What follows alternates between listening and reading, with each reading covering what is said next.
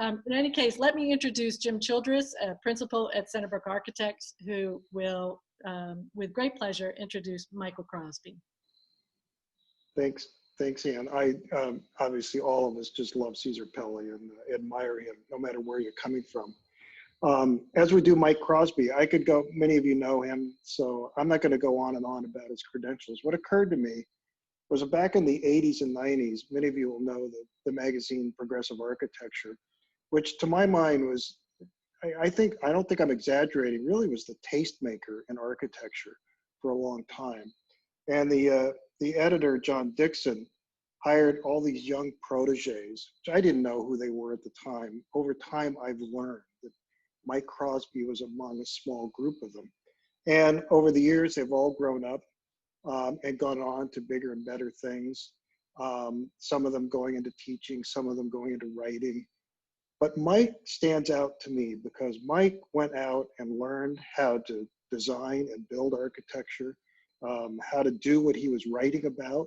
He's continued to write, he continues to teach as a dean at the University of Hartford.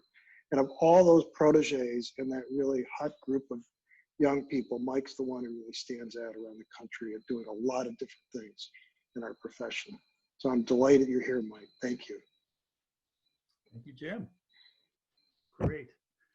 Okay, well, I'm going to share my screen. We're going to get right into my presentation on Cesar Pelli. So just give me a second here to hit the right button.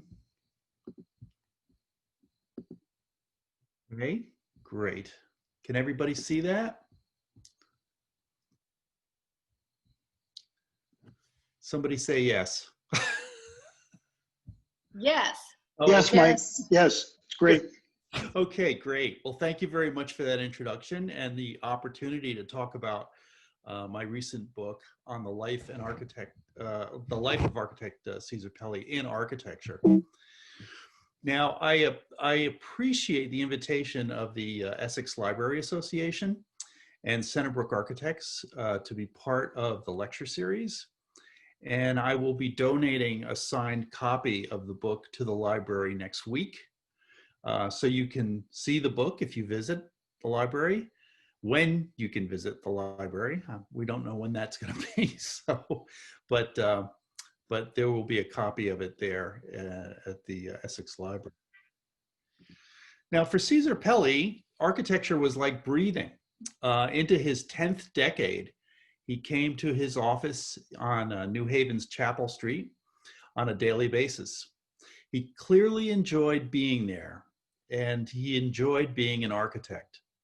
He exuded the relaxed yet courtly charm and ease of a man so perfectly suited to his life's work, his life in architecture. The office of Pelli Clarke Pelli reflects the public prominence of this man and his contributions to the field of architecture. There is a wall in the front office lined with several decades worth of international magazine covers featuring Pelli and his work. Design award certificates cover other walls, including one for the gold medal of the American Institute of Architects, which was bestowed upon Pelli in 1995, and another citing the practice as the AIA Firm of the Year in 1989. In 1991, Pelli was named one of the 10 most influential American architects living. But who was this man, this architect? Cesar Pelli, who died a year ago this past July, would have turned 94 next month. He was born on October 12th, 1926, and raised in San Miguel de Tucumán, Argentina, the capital of the Tucumán province in the western part of the country. He was bookish as a child, not particularly athletic or competitive, but he was preferred among his two younger siblings by his parents. Mother and father, also from Tucumán, had grown up poor.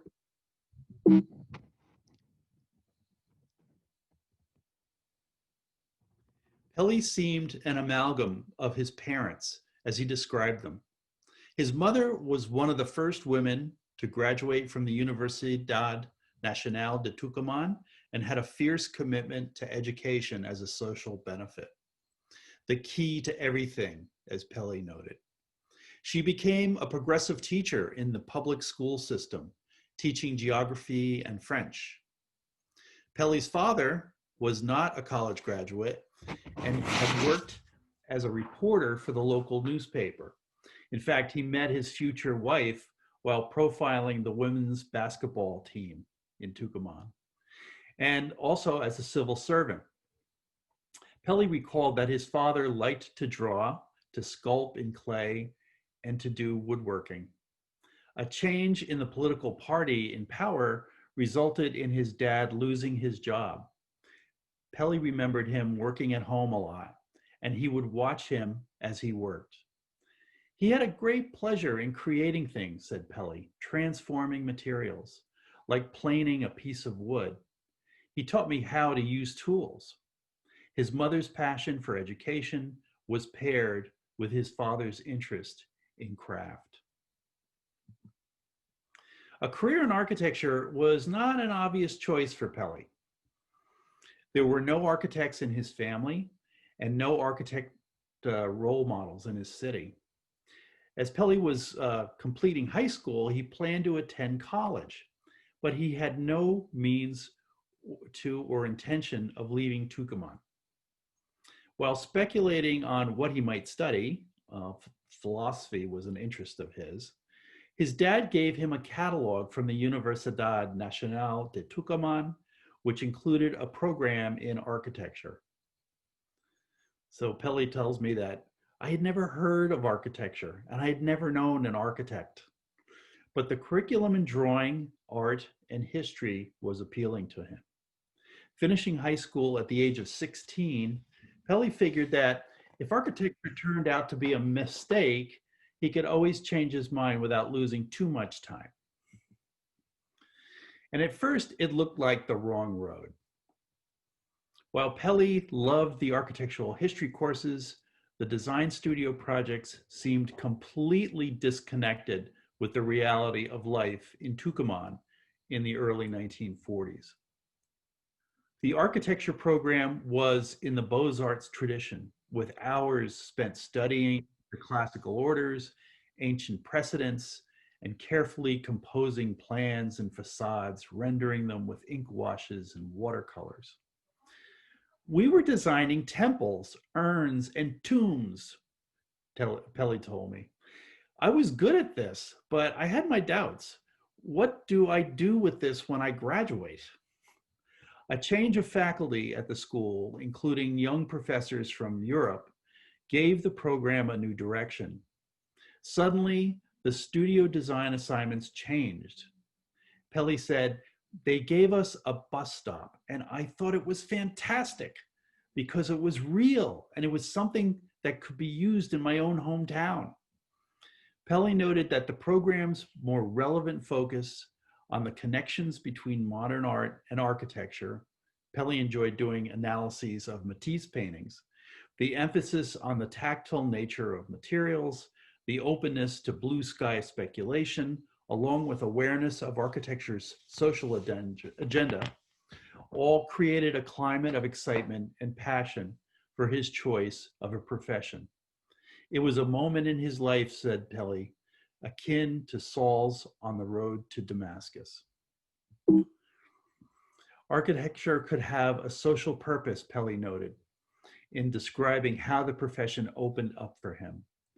For the place you live, you could do something. We could learn from the other arts, and if we were very good at it, we could reach a level of art. The social, civic aspect of architecture and its role in shaping the way people live their lives became a constant in Pelli's practice throughout his career. As he prepared to finish architecture school, Pelli relates that he can remember the point where he knew that he wanted to devote his life to architecture and why he wanted to be an architect. Quote, to do something for society and something that could be art at the same time. 75 years later, he still had that feeling. It hadn't changed. He had made the right decision. After graduating, Pelli taught design studio for 2 years at the Universidad Nacional de Tucumán, while he also worked in a government office designing and building low-cost public housing for sugarcane workers. He freelanced too, designing small private homes.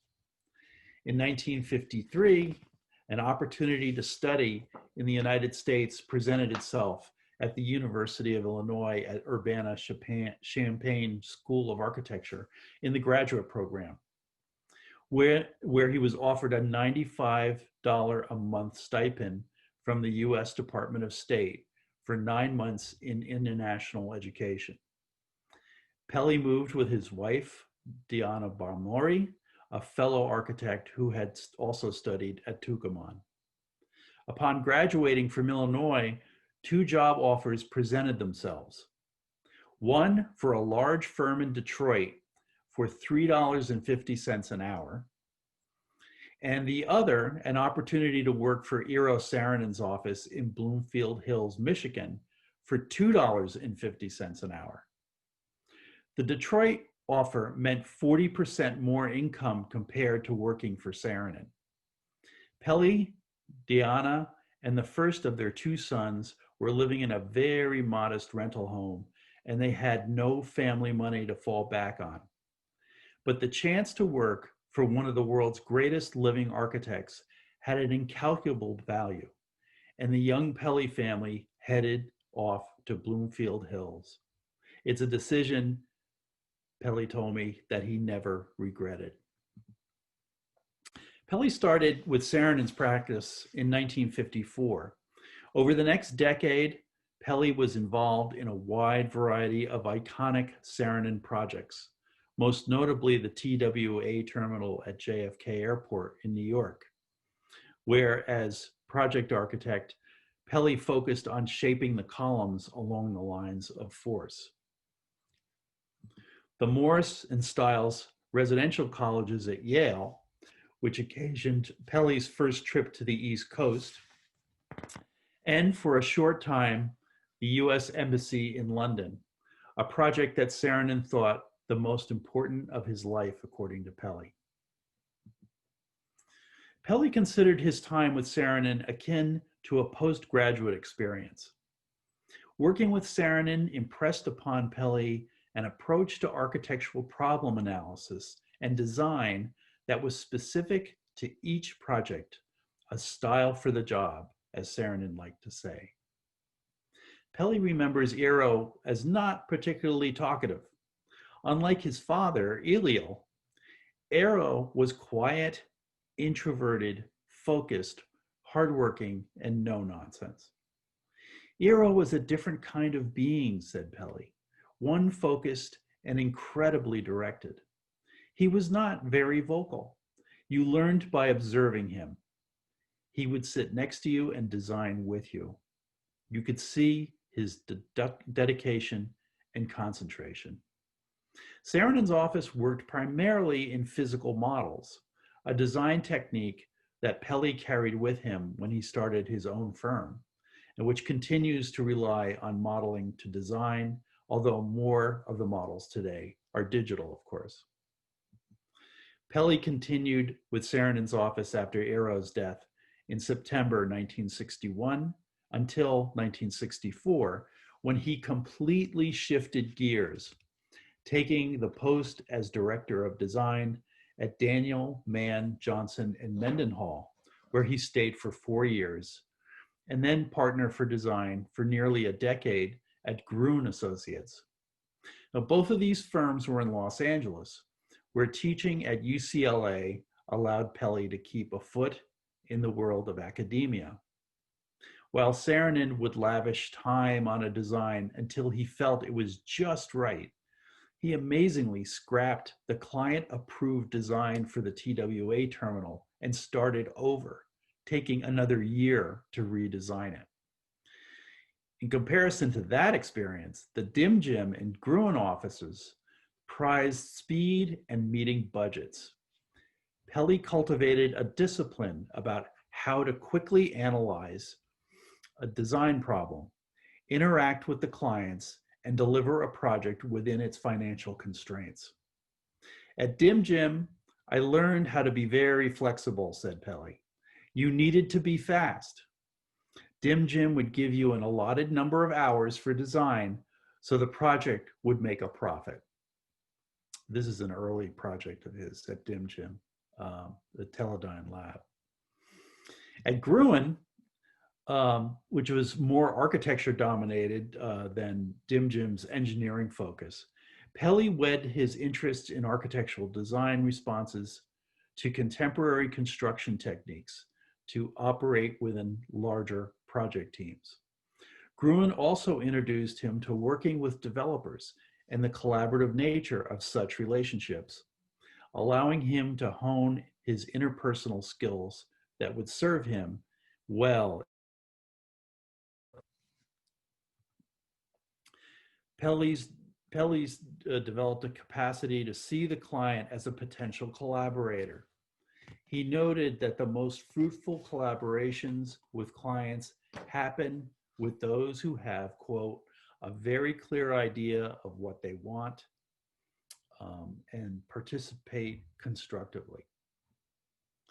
They are well organized, give clear responses and directions, and have reasonable budgets. They give you direction, but they don't draw for you. Pelli believed that a collaborative client was not necessarily the key to creating a great building, but it could make the process more rewarding and efficient for both the architect and the client.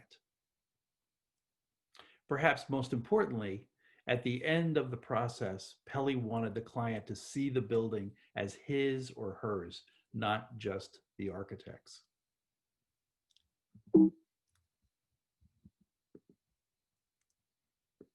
The California years encouraged Pelli to develop an approach to architecture as what he called the art of the possible, an orientation also found in SAARINEN's work. Architecture as the art of the possible means that the architect accepts the facts and limitations of the project brief head on, without ignoring them, trying to change them, or circumventing them, so that the result is an authentic response to the reality given, while it aspires to some greater end. Pelli believed that no building is more important than the place it is part of, and that no architect is more important than the building and its role, the antithesis of signature style architecture, which is prevalent today. He described the limits and constraints of a particular project as architecture's lifeblood. It defined a practical center within the project at hand, the direction it wanted to go in, which Pelli believed permitted the architect greater latitude for creativity. When he was named dean of the Yale School of Architecture in 1977, Pelli expected to carve out a modest practice as an appendage to a life of an architectural don.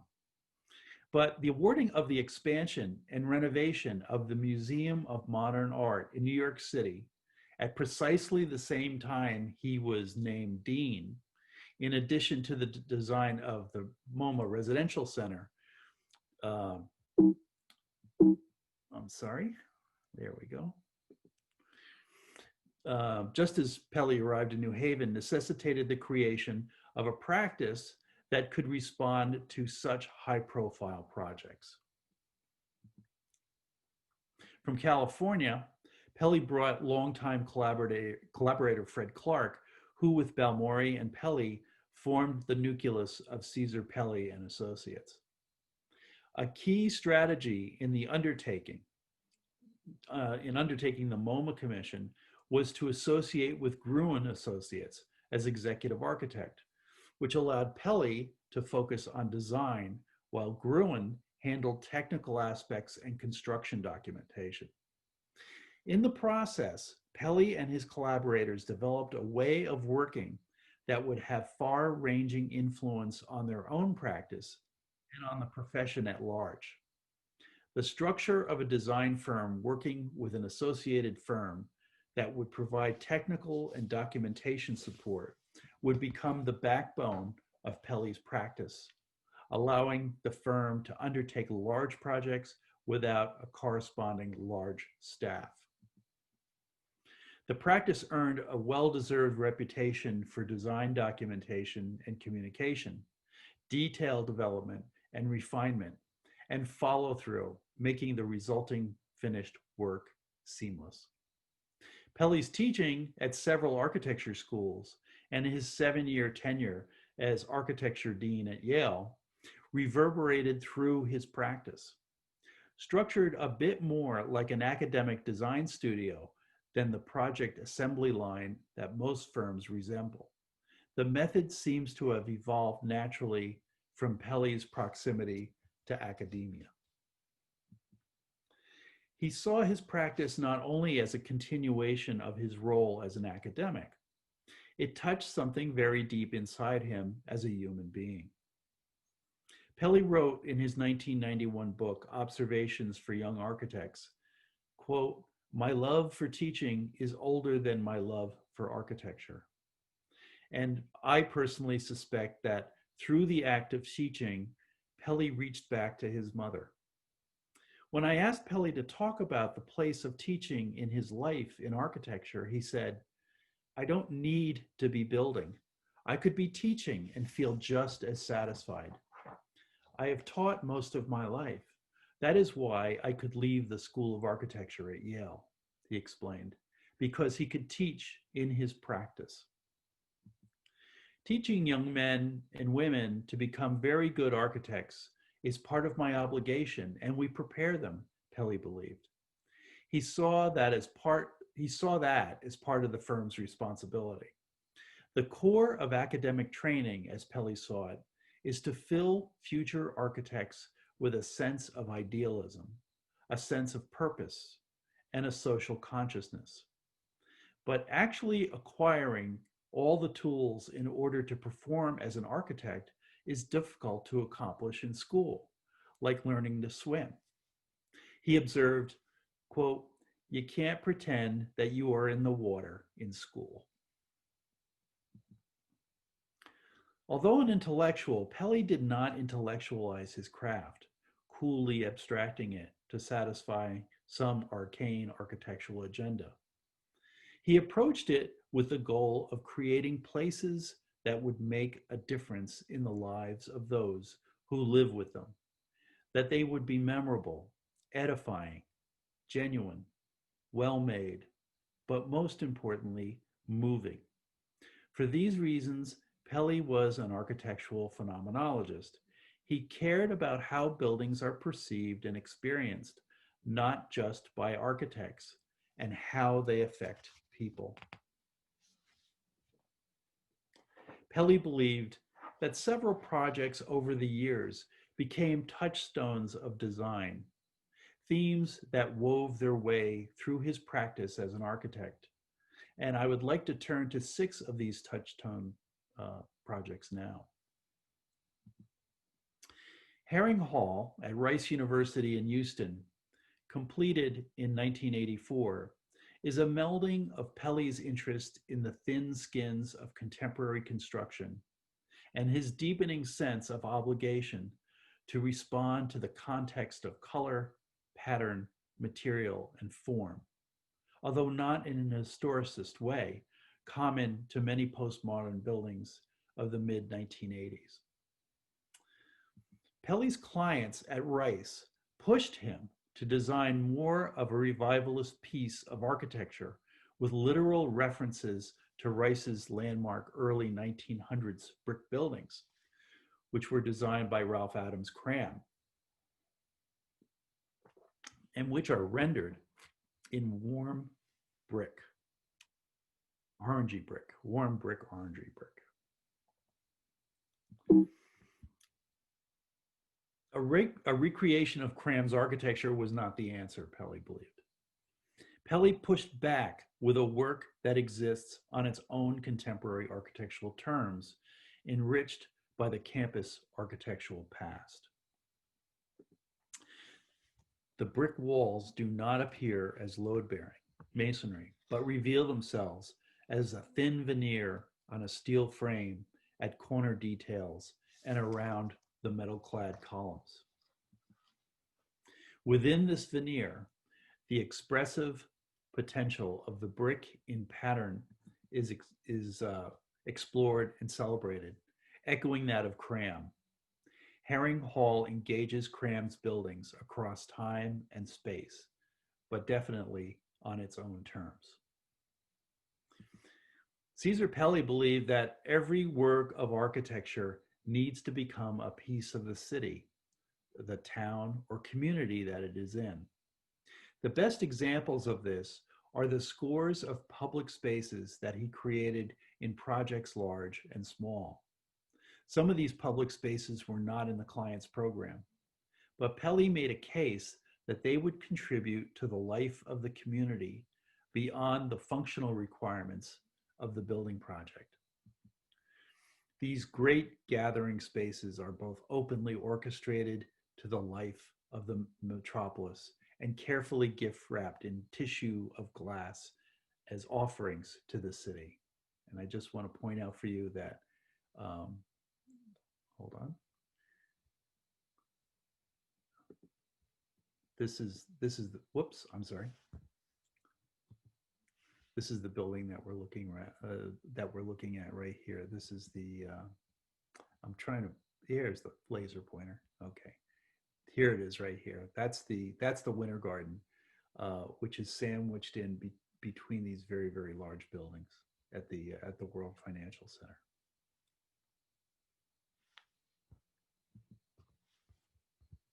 Okay.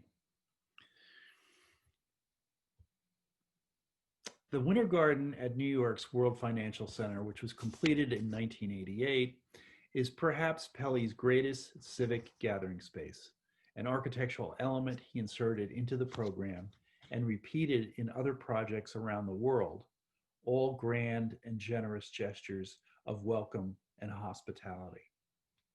The Winter Garden is the apex of a lineage of public spaces that Pelli referred to as living rooms for the city.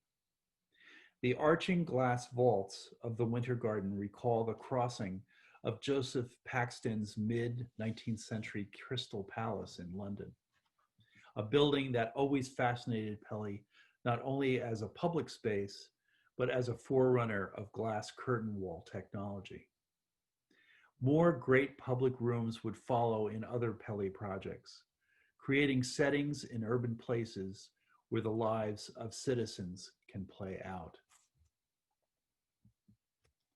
Architectural historians Vincent Scully and Lee Gray observed that Pelli resuscitated the moribund high-rise building type of the 1970s, which had become a monotonous wrapper with a flat top, by reviving and repurposing the older terminology of skyscraper to remind us that these creations were meant to inspire as cathedrals once did. Pelli created a new appreciation for the work of such early 20th century skyscraper architects as Raymond Hood, William Van Allen, and Hugh Ferris, and Elio Saarinen, and infused projects such as the Norwest Tower here, completed in 1989, with a sense of aspiration and romanticism. The tower replaced a 1930s neoclassical building lost to a fire in 1982. The Minneapolis skyline once boasted a collection of Art Deco office structures that defined the city's architectural spirit. Norwest possesses that spirit without replicating classical or Deco details. It is a proud and noble tower. Its warm amber Minnesota limestone accented with white vertical strips of marble and finials of stainless steel. As it climbs, the tower steps back to recreate an elegant silhouette, reminiscent of Rockefeller Center's RCA building. Pelli noted that Eero Saarinen had once said that the ultimate architectural design assignment for any architect would be a cathedral. Pelli managed this by revitalizing the skyscraper as the cathedral's modern-day surrogate. In the later years of the 1990s, Pelli and his partners established themselves as leaders in the design of airports. Their first landmark in this field was the North Terminal of Reagan National Airport in Washington, D.C. The North Terminal sets a very high bar, creating a celebratory space that is absent in most airports. It is filled with 33 commissioned works of art.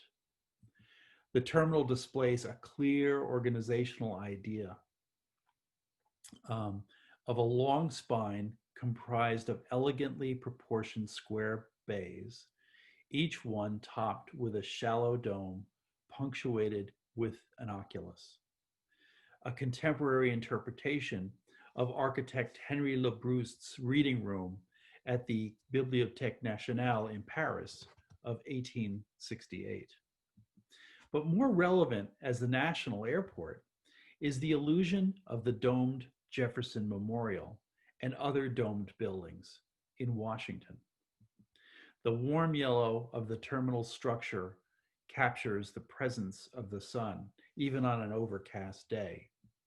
And the arched walls of glass provide expansive views of the surrounding environs and distant Washington landmarks. Airports have rightly been criticized as dreary introductions to a city, often windowless or filled with glare. The North Terminal is a celebration of air travel, a civic-scaled space that hails one's arrival in the nation's capital. Petronas Towers in Kuala Lumpur, Malaysia, held the distinction as the world's tallest buildings for 7 years after their completion in 1997, and they are still the world's tallest twin skyscrapers. But that record is only one of the building's important achievements. Petronas demonstrates that a tall building can be designed to closely tie in with the culture, history, and climate of its place, a regional skyscraper of global stature. Each tower is 88 stories, with a total overall height of nearly 1,500 feet to the top of the mast, more than 1/4 of a mile. A 2-story sky bridge joins them at the 41st and 42nd floors, creating a portal of cosmic proportions, as Pelli described it, between the two towers. The floor plates of each tower are 8 pointed stars made by 2 overlapping and rotated squares, a form common to Islamic art and architecture, with convex crescents between the star points. The towers step back 6 times as they rise, attenuating their proportions. The finely rolled pattern of the stainless steel exterior cladding shimmers in the lit Malaysian sun, alternating with ribbons of glass. Stainless steel louvers shade the glass, helping to block the sun and cool the building in this tropical climate, while stainless steel bullnose moldings give the appearance of delicate lines of light. Inside the towers, materials and colors are rendered in a variety of locally inspired geometric patterns. From its Islamic design-inspired plan to its slender proportions, Petronas Towers is every bit an expression of its region and its culture, demonstrating that a global landmark can fit perfectly into its context. The architectural design of this 2012 campus chapel is a product of the collaboration between Pelli and Xavier University in New Orleans. The architectural team traveled to the Sisters of the Blessed Sacrament Mother House in Bensalem, Pennsylvania, to understand the life and work of St. Catherine Drexel, who this chapel would be named after. Sisters of the order impressed upon the designers that St. Catherine led a life of simplicity and purity. It is St. Catherine's asceticism that guided the design of the chapel: simple, pure geometry, a restrained color and material palette, natural finishes, and an abundance of natural light, which symbolizes God's presence. The designers visited the tomb of St. Catherine in the Mother House Chapel, inspired by the austere limestone material and the simple yet elegant masonry methods used, which also influenced the design of the chapel. Each element,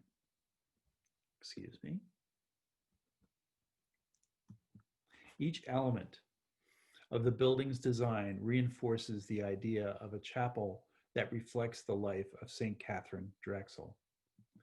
The interior of the chapel's roof is lined with a perforated screen that filters natural and artificial light and is a visual metaphor of starry skies and heavenly bodies.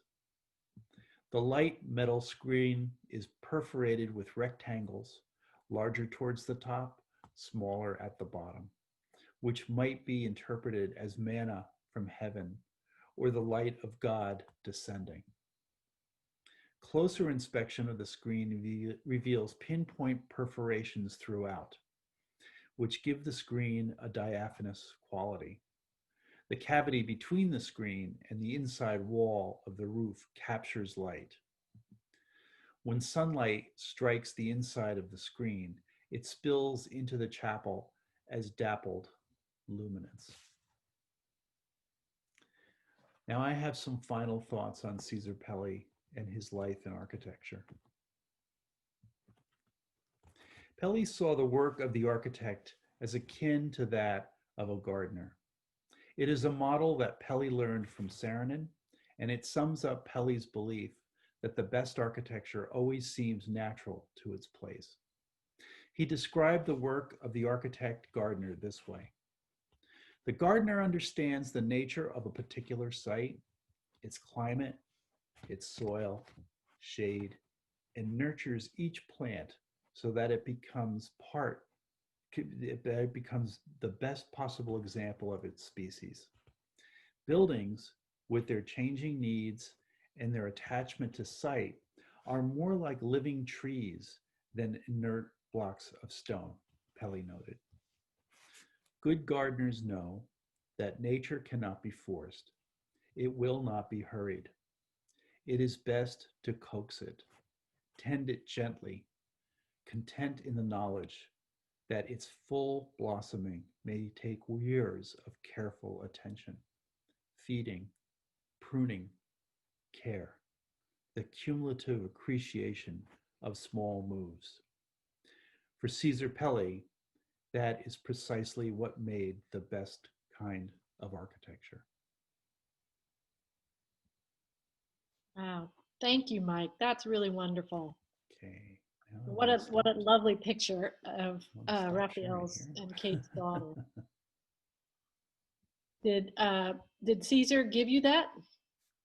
I can't seem to. Whoops! I got to turn this thing off, I guess. Hold on.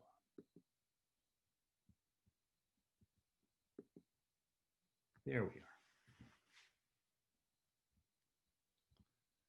are. Okay. Do we have questions? Yes. Can you hear me? Mike, can you hear me? Yes, I can. Oh, good. So I asked if it was such a lovely picture of Raphael and Kate's daughter with Cesar there. Did the family provide that for you? Yes, actually, these are all photographs in the book. All the photographs that you've seen are in the book. Wonderful. So we do have, sorry, go ahead. No, I based the lecture on the contents of the book, both words, the words are in the book, and all of the images are from the book as well. So. Great. And I was muted when you very generously said you would donate a copy of the book to the library. So, and a quick thank you. I'm very grateful to receive that. And I know it will get circulated a lot. So thank you. We do have a couple of questions.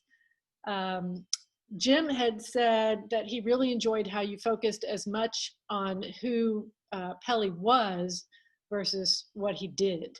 And he wants to know, with your worldly perspective, what do you think will be Pelli's biggest long-term influence on architecture and building? I think perhaps Pelli had a great impact on many architects, many young architects who are now getting older as architects. And just the way SAARINEN also had a great influence on many architects who went on to start their own firms. There's that wonderful photograph in the lecture of Pelli standing next to SAARINEN working on TWA, and next to SAARINEN is Kevin Roche. That, I think, gives us a sense of the kind of nurturing quality of that office. That people were really part of a family in a way. And I think that when I talk to folks who worked with Pelli, that is something that really affected them as architects. This idea of the responsibility of you as an architect in a practice is to nurture the next generation of architects. That's something that we absolutely never talk about in architecture school. So I think instead of saying that his great impact on architecture would be this building or some other building, I think when you talk to Pelli's mentees, the people who worked with him and beside him, that the thing that they are most affected by was his ability to mentor his employees, and they did. You know, I think that's the type of thing that reverberates through wherever these other architects end up going in their careers. It's nice to hear. So the follow-up question to that is, nevertheless, do you have a favorite Pelli building and why?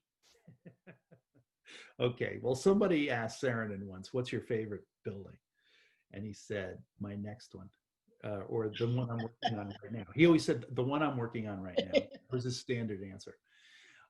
And the reason he said that is he didn't want to insult any of his past clients, of course, by picking a favorite. It's like sort of picking your favorite kid, right? You know, it's like they're all wonderful, and sometimes not, for all sorts of different reasons.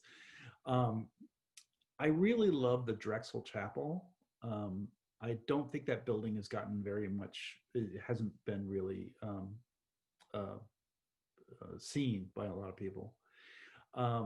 When I was in the Drexel Chapel, it was an incredible experience in terms of the way light was coming into that building and how it, I sat there for an hour just taking pictures of light on the ground. And some of the pictures I showed in the lecture are mine.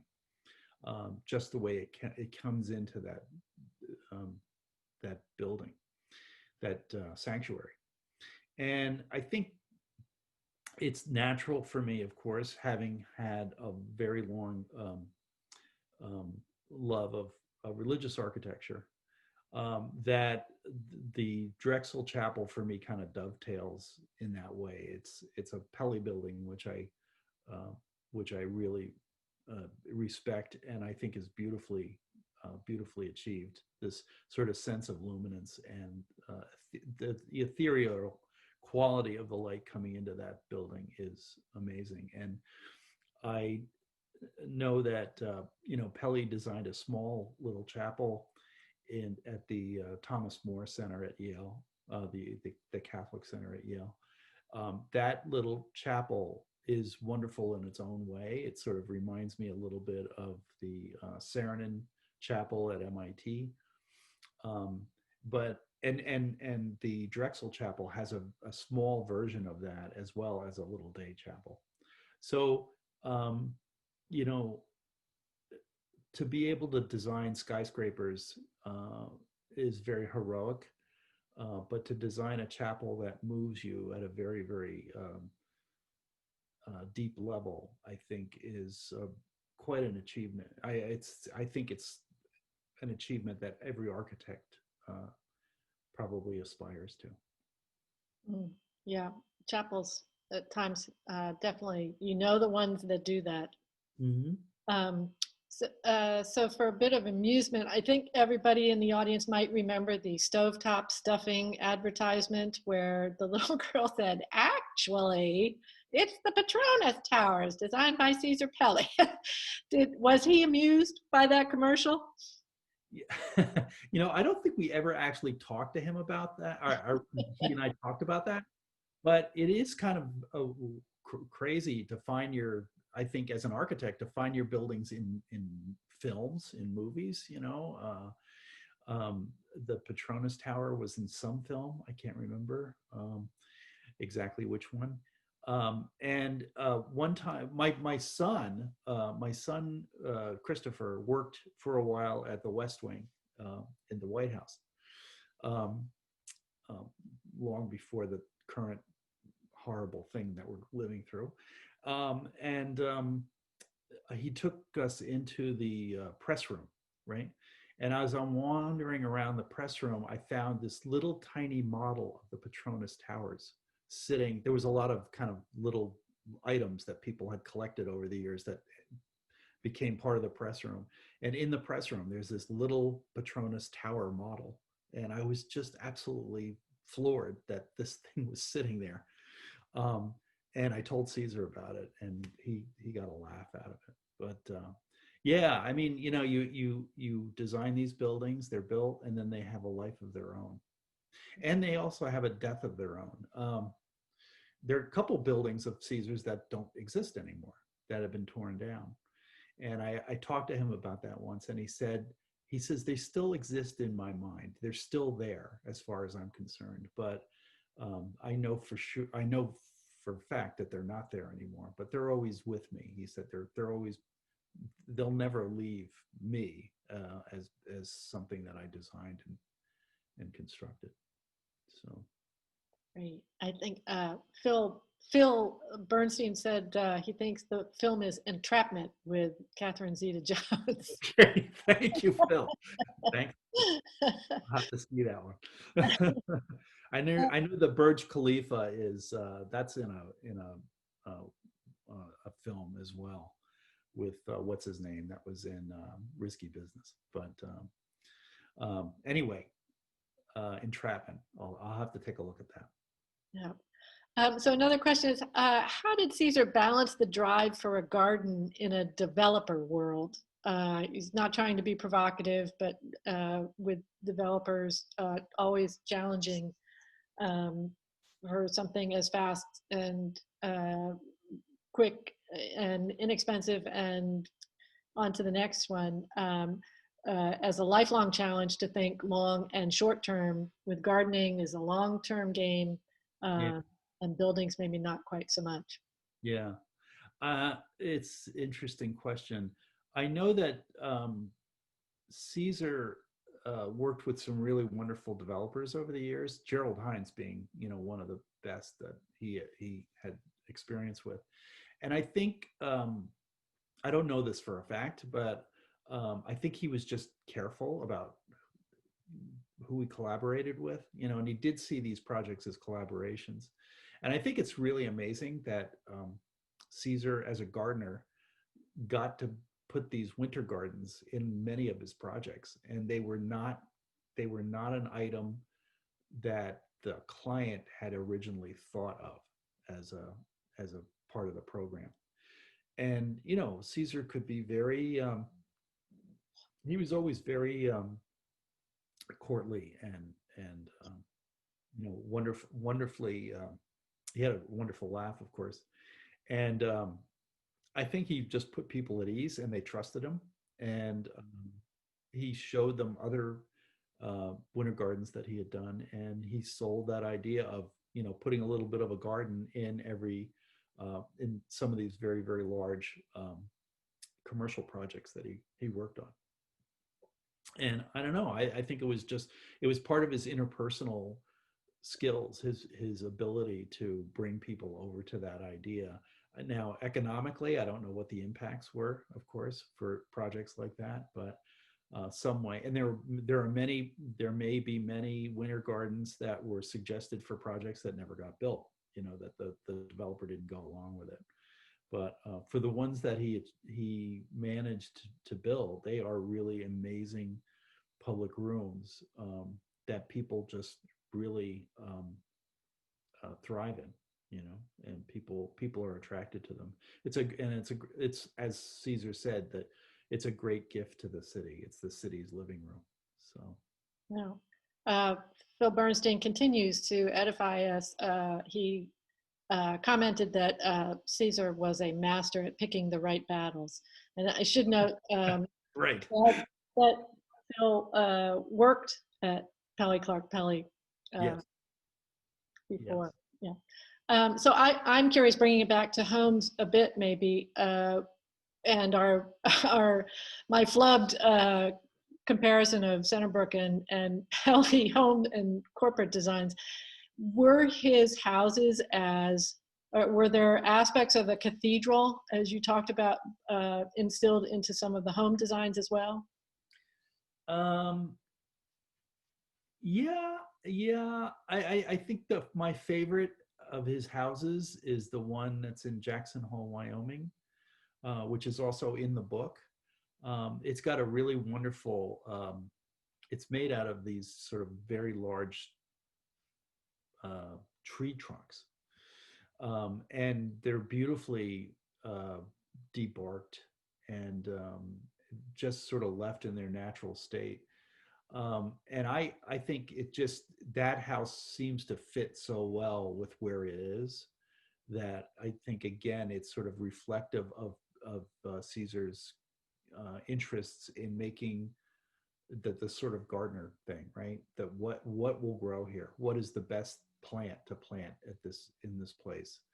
So I think if I have a favorite Pelli house, it would be that one in Jackson Hole. It's really a beautiful, and it's sort of the other interesting thing about it is it also reflects his interest in these long spines that often sort of slide past each other, like we saw in the Herring Hall project. And also the Venice Biennale house as well had that quality. If you look at the Venice Biennale house, the drawing, that's the Jackson Hole house, you know, 20 or 30 years later. So it was, I think of all his houses, that one is very inspiring. I've never actually visited it, but in the photographs, it looks pretty amazing. Maybe Phil has visited that house as well. He could enlighten us a little bit more about it. But we already have somebody who wants to come check out the book, so we look forward to doing that. Any other questions? Anybody for Mike? Yeah. Kathleen Dorgan, as you well know, has just joined us. Hi, Kathleen. Hi, Kathleen. Hi. You're going to have to watch the recording. Okay, well, you know. So if there are no other questions, I will thank everybody for coming out and joining us. Thank you, Mike, so much for really just a delectable look at Cesar Pelli and the architecture, and providing us with a very deep understanding of not only the firm, but also what inspired Cesar and the people who view his architecture. I hope you all will join us again for some of the other programs that the Essex Library will be putting on Zoom.